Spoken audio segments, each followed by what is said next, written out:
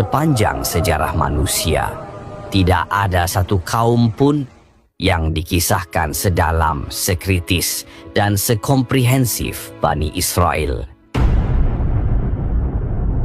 Mereka adalah kaum yang pernah dipilih oleh Allah, kaum yang menyaksikan mukjizat terbesar dan menerima kitab suci secara langsung dari langit.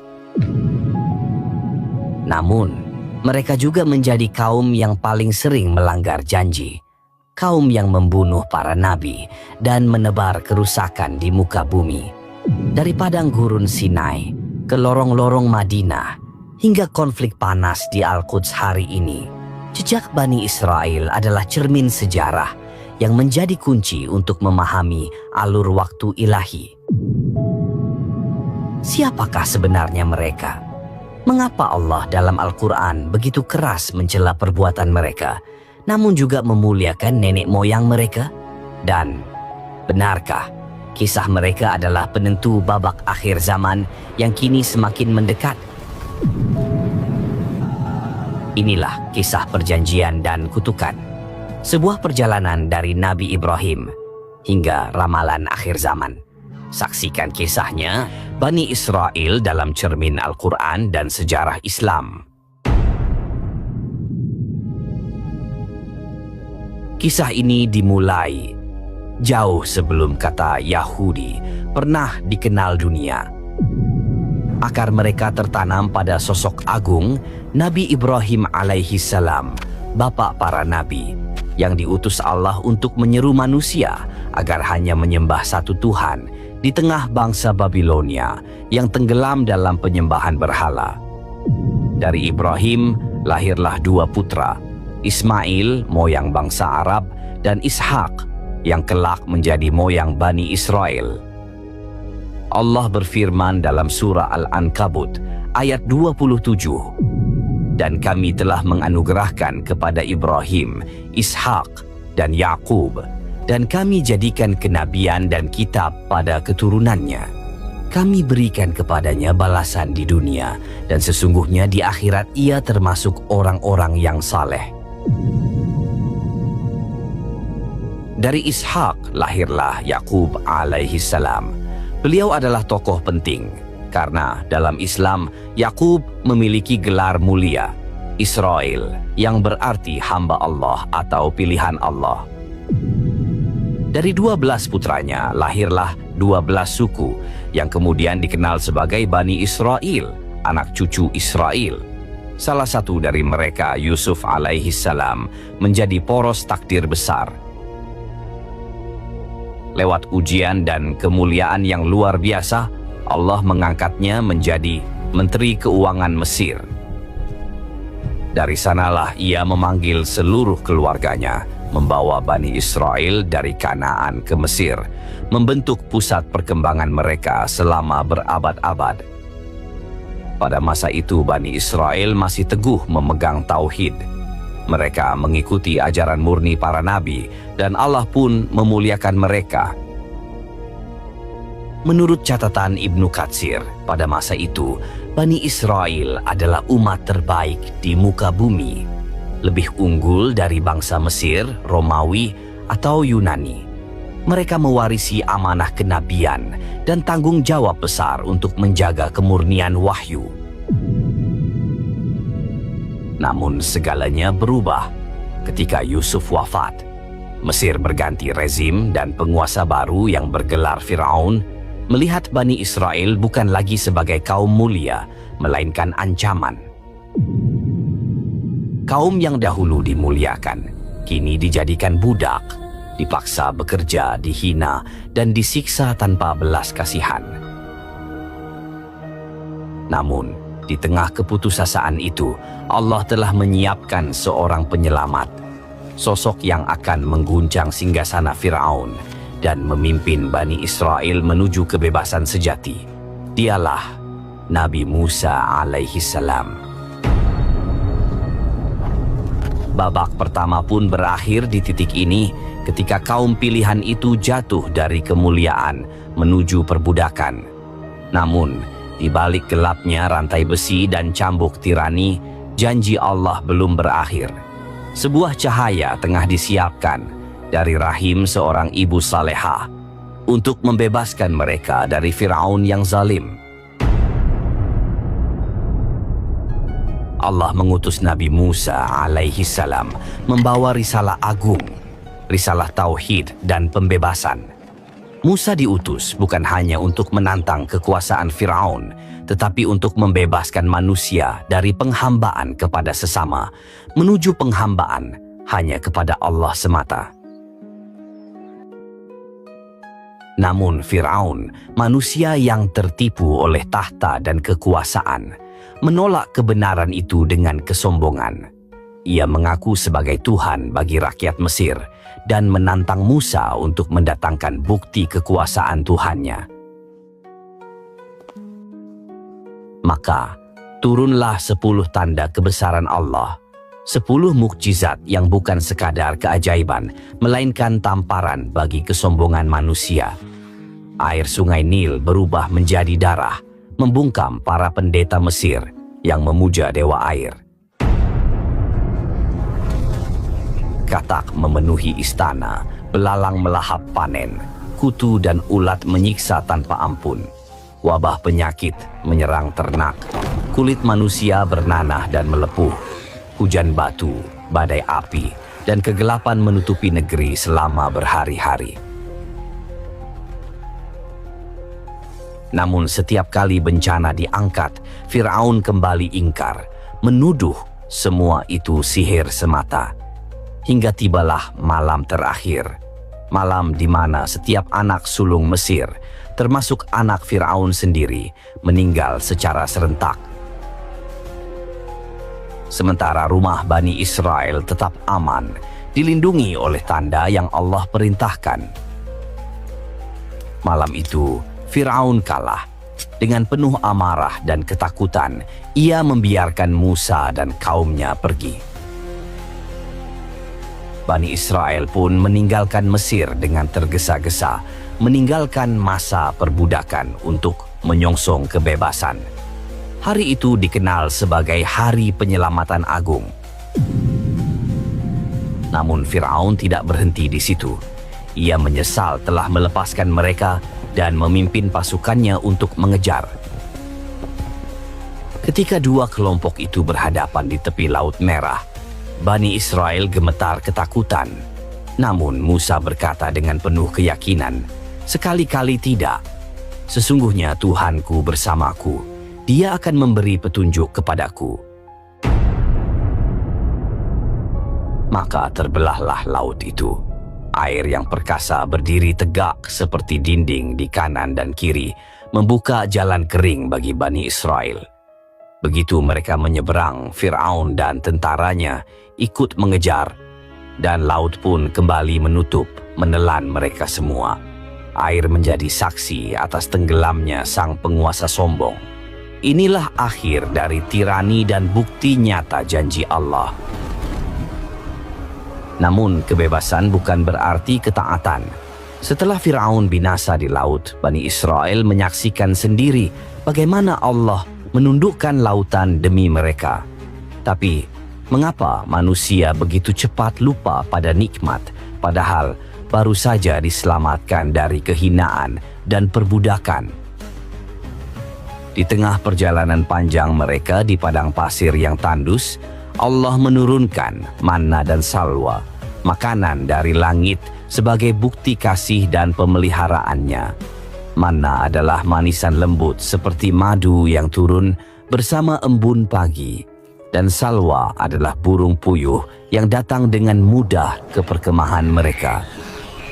Itu adalah rezeki surgawi, makanan tanpa usaha, pemberian langsung dari Tuhan agar mereka belajar bersyukur dan bergantung hanya kepadanya.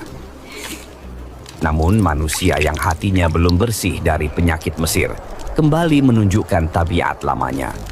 Mereka mengeluh, bosan dengan nikmat yang sempurna. Mereka berkata, "Wahai Musa, kami tidak tahan dengan satu jenis makanan saja. Mintalah kepada Tuhanmu agar Ia keluarkan bagi kami sayur mayur, bawang dan kacang seperti yang dahulu kami miliki di Mesir." Nikmat surgawi pun tak lagi mereka syukuri. Padahal manna dan salwa bukan sekadar makanan, melainkan ujian. Apakah mereka akan bersyukur atau kembali terikat oleh selera dunia yang dulu menjerat mereka dalam perbudakan? Maka tibalah saat Allah memanggil Musa alaihi salam menaiki Gunung Sinai untuk menerima wahyu agung, Taurat, kitab yang berisi hukum, petunjuk, dan cahaya kebenaran. Namun selama 40 hari Nabi Musa berada di Gunung Sinai, kaumnya kembali tergelincir ke dalam kegelapan lama. Dipimpin oleh seorang bernama Samiri, mereka mencetak patung anak sapi dari emas dan menundukkan kepala untuk menyembahnya. Sebuah pengkhianatan spiritual yang mengoyak janji tauhid. Rantai perbudakan memang telah lepas, tetapi rantai hati mereka masih terikat pada berhala dunia. Ketika Musa kembali dan menyaksikan pemandangan itu, kemurkaan pun menyala. Lauh-lauh Taurat dilemparkannya, dan dengan suara penuh getar ia berkata, "Alangkah buruknya perbuatan kalian setelah aku tinggalkan." Namun ujian belum berakhir. Ketika Allah memerintahkan mereka untuk memasuki tanah suci, mereka kembali ragu, takut menghadapi penduduknya yang perkasa. Dengan sombong mereka berkata, "Wahai Musa, pergilah engkau bersama Tuhanmu dan berperanglah, sementara kami akan duduk di sini." Ucapan itu menjadi noda hitam dalam sejarah mereka, simbol dari keangkuhan yang menolak janji Allah. Sebagai hukuman, mereka dibiarkan tersesat 40 tahun lamanya, mengembara di padang pasir tanpa arah. 40 tahun telah berlalu. Gurun pasir menjadi saksi atas generasi yang hilang. Generasi yang menyaksikan mukjizat, namun menolak untuk tunduk. Di bawah panas matahari dan dinginnya malam, padang tandus, satu demi satu mereka gugur, meninggalkan hanya jejak debu dan kenangan tentang ketidaktaatan. Namun dari penderitaan itu, Allah menumbuhkan generasi baru. Generasi yang lahir dari kesabaran, yang tidak mengenal perbudakan Mesir, melainkan hanya mengenal Tuhannya dan janjinya. Dan ketika waktu yang dijanjikan tiba, tirai sejarah pun terbuka pada babak baru. Generasi baru Bani Israel kini diizinkan Allah memasuki tanah suci, Kanaan.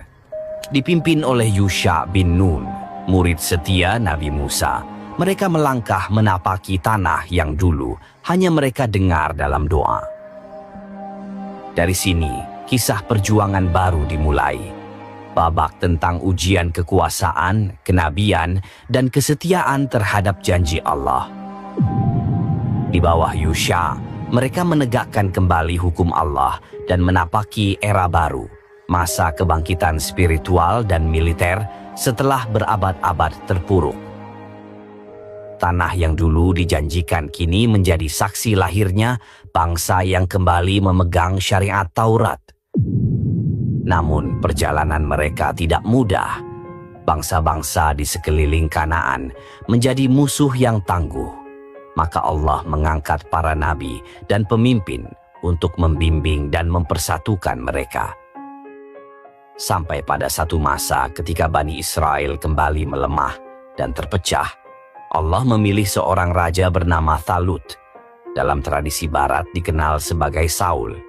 Ia bukan dari kalangan bangsawan, tapi dipilih karena keimanan dan keberaniannya.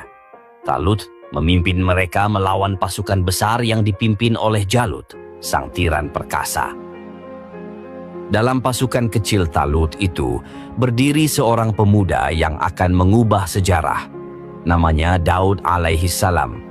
Dengan izin Allah, ia mengalahkan Jalut hanya dengan sebuah ketapel dan batu. Kemenangan itu bukan sekadar kemenangan perang, melainkan awal dari berdirinya kerajaan besar yang dipimpin oleh seorang nabi. Nabi Daud alaihi salam memerintah dengan adil dan tegas. Ia adalah raja sekaligus nabi, penyair sekaligus prajurit, dan dari suaranya turun kitab suci Zabur yang penuh pujian kepada Allah. Di bawah kepemimpinan Daud, Bani Israel mencapai stabilitas dan persatuan. Namun puncak kejayaan sejati datang melalui putranya, Nabi Sulaiman alaihi salam. Kerajaan Sulaiman adalah simbol kekuasaan dan kebijaksanaan ilahi yang tak tertandingi. Allah menundukkan angin, jin, dan hewan di bawah perintahnya. Ia memahami bahasa semut dan burung, membangun istana dengan kemegahan yang belum pernah dilihat manusia. Namun kebesaran Sulaiman tidak diukur dari kekuasaannya, melainkan dari keteguhannya dalam tauhid. Puncak pencapaiannya adalah pembangunan Baitul Maqdis yang dikenal juga sebagai Masjid Al-Aqsa di Yerusalem. Tempat suci ini menjadi kiblat pertama umat Islam dan simbol penyatuan antara kekuasaan, ibadah, dan tauhid. Pada masa inilah peradaban Bani Israel mencapai puncak tertingginya dalam sejarah ilahi.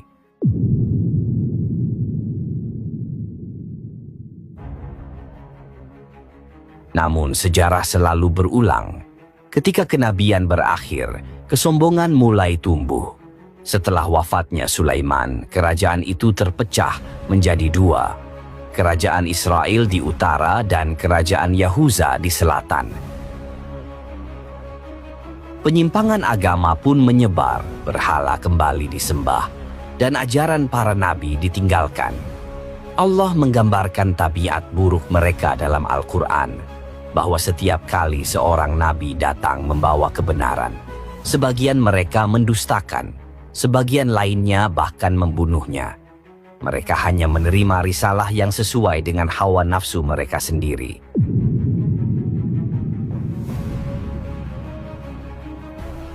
Maka turunnya azab bukanlah tanpa sebab. Mereka membunuh Nabi Zakaria, menyembelih Nabi Yahya, dan menolak kebenaran yang dibawa oleh Nabi Isa setelahnya.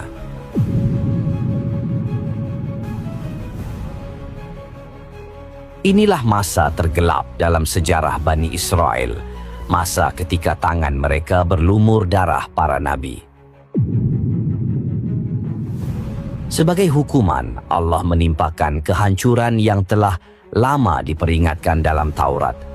Datanglah bangsa Babilonia di bawah Nebukadnezar. Pada tahun 586 sebelum Masehi, mereka menghancurkan Baitul Maqdis hingga rata dengan tanah.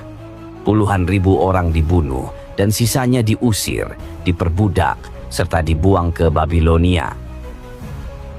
Itulah diaspora pertama, awal mula penderitaan panjang kaum yang dulu pernah menjadi bangsa pilihan.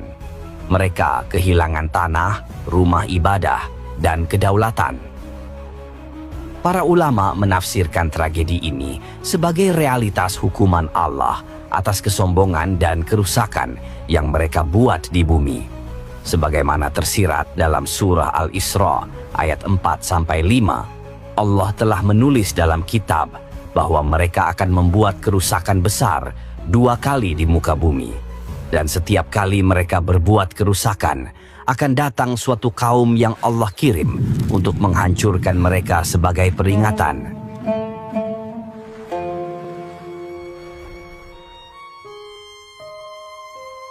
Namun sejarah belum berakhir. Setelah masa pembuangan, mereka sempat kembali ke Yerusalem atas izin Raja Persia, Koresh Agung, dan membangun kembali kuil mereka. Tapi kedamaian itu tak bertahan lama. Penyimpangan dan kesombongan kembali merayap, hingga akhirnya kekuasaan Romawi datang menaklukkan mereka. Pada tahun 70 Masehi, Baitul Maqdis dihancurkan kembali, kali ini secara total. Dinding-dinding kuil runtuh, darah menggenang di jalan-jalan suci, dan kaum yang pernah disebut umat pilihan itu kehilangan segalanya, tanah, kehormatan, dan arah hidupnya.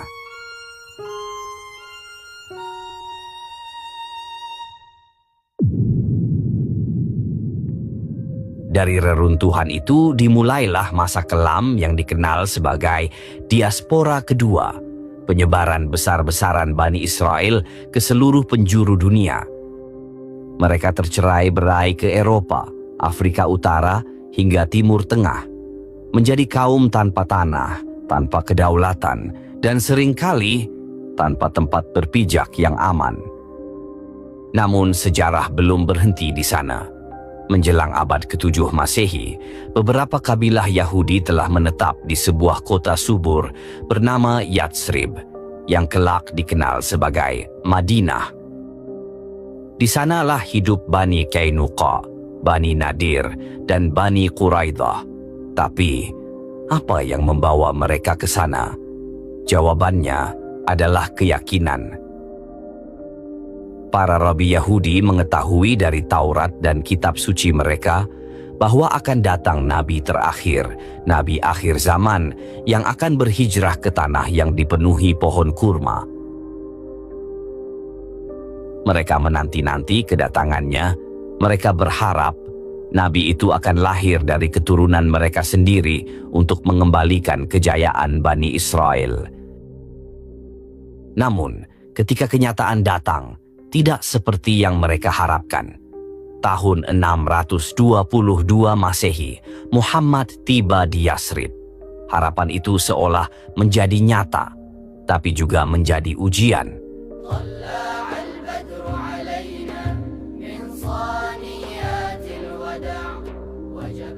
Awalnya, kaum muslimin dan kabilah Yahudi hidup berdampingan dalam damai. Sebuah perjanjian pun dibuat, Piagam Madinah, yang menjamin hak dan tanggung jawab bersama.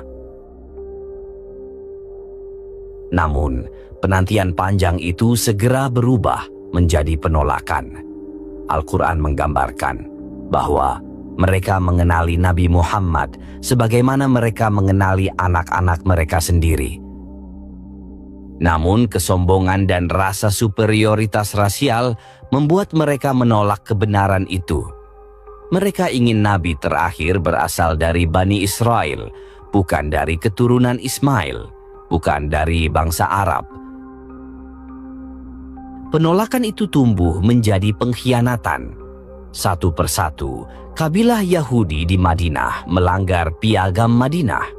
Bani Qainuqa diusir karena memulai permusuhan dan melecehkan seorang muslimah di pasar. Bani Nadir diusir karena bersekongkol dan berencana membunuh Nabi Muhammad. Dan yang paling kelam, Bani Quraidah, mereka berkhianat dalam perang Khandaq. Ketika Madinah dikepung oleh pasukan musyrik, mereka justru membuka pintu bagi musuh. Pengkhianatan yang hampir menghancurkan umat Islam di awal berdirinya. Konflik di Madinah inilah yang menetapkan pola hubungan antara Yahudi dan Muslim hingga hari ini. Bukan sekadar konflik politik, tapi konflik keyakinan. Pertentangan antara kebenaran wahyu dan kesombongan keturunan. Al-Quran menegaskan bahwa permusuhan kaum Yahudi terhadap umat Islam adalah yang paling keras. Semua berakar pada penolakan terhadap kenabian terakhir dan syariat baru yang menghapus kedudukan istimewa lama. Setelah penaklukan Khaybar dan pengusiran kabilah-kabilah pengkhianat dari Jazirah Arab, nasib Bani Israel pun berubah lagi. Mereka hidup di bawah kekuasaan Islam sebagai kaum zimmah, dengan hak perlindungan, tapi juga batasan. Sebuah babak yang penuh ironi, kaum yang pernah menjadi penerima wahyu, kini hidup di bawah hukum wahyu baru. Sementara janji lama mereka perlahan lenyap di balik bayang-bayang sejarah. Mayoritas Bani Israel kini hidup tersebar di bawah kekuasaan kekhalifahan Islam. Di bawah sistem ini, mereka diperbolehkan mempraktikkan agama, menjalankan hukum internal mereka, serta berperan dalam perdagangan dan pemerintahan. Asalkan mereka membayar jizyah, pajak perlindungan yang menandai tunduknya mereka di bawah hukum Islam. Ini bukan masa tanpa gesekan, namun dibandingkan dengan perlakuan dunia lain, periode di bawah kekuasaan Islam justru menjadi masa terbaik dalam sejarah mereka. Sejarawan menyebutnya sebagai masa keemasan Yahudi. Di pusat-pusat peradaban Islam seperti Baghdad, Kairo, dan terutama Al-Andalus, Spanyol Islam, para sarjana Yahudi menjadi filsuf, tabib, dan penasehat istana. Mereka berkontribusi besar dalam perkembangan ilmu pengetahuan, filsafat, dan budaya. Namun di sisi lain dunia, nasib saudara-saudara mereka di Eropa justru jauh lebih kelam. Kebencian terhadap Yahudi atau antisemitisme tumbuh subur di dalam teologi Kristen Eropa. Dari Inggris, Prancis, hingga Spanyol, mereka diusir, disiksa, dan dipaksa hidup terpisah di ghetto. Puncaknya adalah Inkuisisi Spanyol, ketika ribuan orang Yahudi dipaksa memeluk agama lain atau dibunuh dengan kejam. Tekanan demi tekanan inilah yang pada akhir abad ke-19 menyalakan sebuah gerakan baru. Gerakan yang akan mengubah wajah dunia modern, gerakan Zionisme. Dipelopori oleh Theodor Herzl dan tokoh-tokoh Yahudi Eropa lainnya, Zionisme bertujuan mendirikan sebuah negara kebangsaan Yahudi di tanah yang mereka sebut tanah yang dijanjikan, Palestina. Sebuah wilayah yang saat itu masih menjadi bagian dari Kekaisaran Utsmaniyah.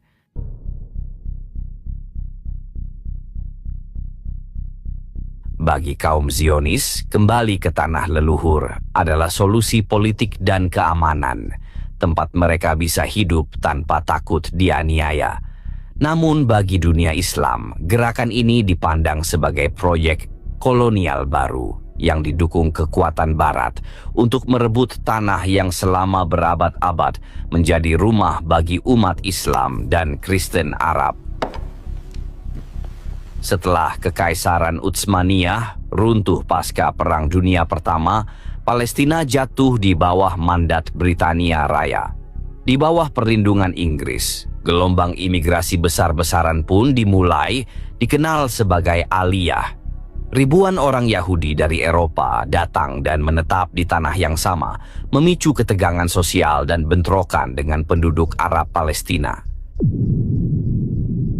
Hingga akhirnya, tahun 1948, sejarah memasuki babak yang menentukan. Mandat Britania berakhir, dan di atas tanah Palestina, negara Israel resmi dideklarasikan. Bagi dunia Barat, ini disebut kebangkitan bangsa Yahudi. Namun bagi umat Islam dan bagi rakyat Palestina, ini disebut An-Nakbah, bencana besar. Ratusan ribu penduduk Palestina diusir dari rumah mereka, tanah mereka direbut, dan kota suci Al-Quds kembali menjadi pusat luka sejarah.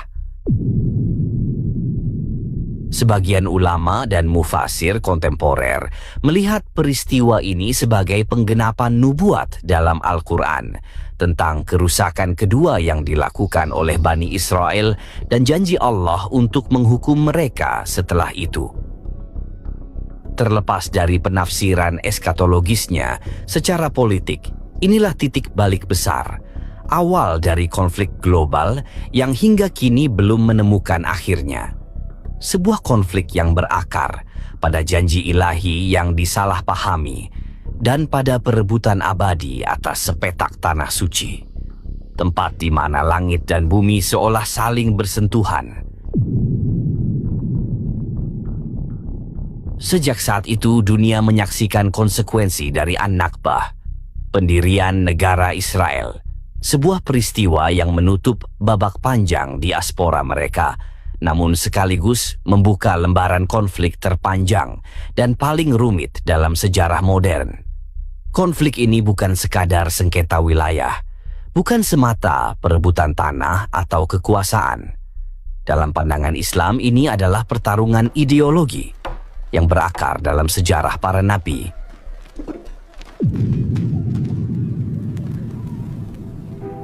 Bagi umat Muslim, Yerusalem adalah tanah suci ketiga, tempat berdirinya Masjid Al-Aqsa, kiblat pertama umat Islam dan saksi perjalanan suci Isra Mi'raj Nabi Muhammad Shallallahu Alaihi Wasallam. Namun bagi kaum Yahudi, lokasi yang sama diyakini sebagai tempat berdirinya Temple Mount, kuil suci yang harus mereka dirikan kembali sebagai lambang kebangkitan spiritual dan nasional mereka. Negara Israel modern dalam banyak hal telah memenuhi cita-cita gerakan Zionisme, mengumpulkan kembali kaum Yahudi dari seluruh penjuru dunia. Namun, para ulama Islam mengingatkan bahwa pengumpulan ini mungkin bukan kemenangan sejati, melainkan tanda menuju babak akhir nubuat ilahi. Dalam ilmu eskatologi Islam, kajian tentang akhir zaman, kaum Yahudi memiliki peran sentral dalam peristiwa besar yang akan mengguncang dunia. Mereka dikaitkan erat dengan kemunculan sosok paling menyesatkan dalam sejarah manusia, Al-Masih Ad-Dajjal. Rasulullah Shallallahu Alaihi Wasallam bersabda bahwa Dajjal akan diikuti oleh banyak pengikut dari kalangan Yahudi.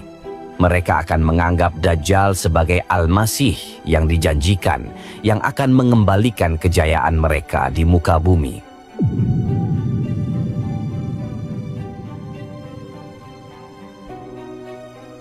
Namun, penantian itu adalah penantian yang keliru, fitnah yang paling besar dalam sejarah manusia. Hingga akhirnya konflik ini akan mencapai puncaknya dengan turunnya Nabi Isa alaihi salam, Yesus Kristus dalam keyakinan Kristen, yang oleh Bani Israel dahulu ditolak dan dituduh dusta. Beliau akan turun kembali ke bumi, memimpin umat Muslim, dan menghancurkan Dajjal beserta tentaranya.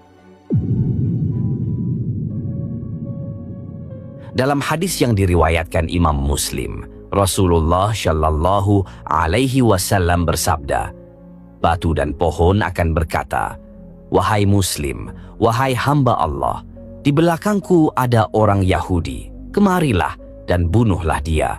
Hadis riwayat Muslim. Hadis ini bukan sekadar tentang peperangan, tetapi simbol dari kebenaran ilahi yang akhirnya menyingkap segalanya. Permusuhan yang dahulu dimulai di Madinah akan menemukan ujungnya di akhir zaman, di bawah langit yang sama, di tanah para nabi.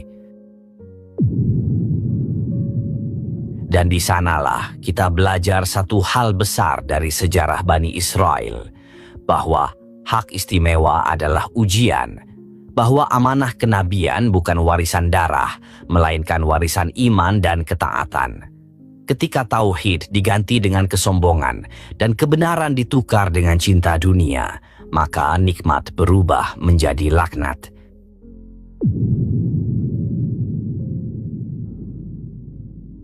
Kisah Bani Israel adalah cermin besar bagi umat manusia tentang bagaimana karunia bisa berbalik menjadi kehancuran bila manusia lupa kepada Sang Pemberi. Semoga kita tidak menjadi seperti mereka.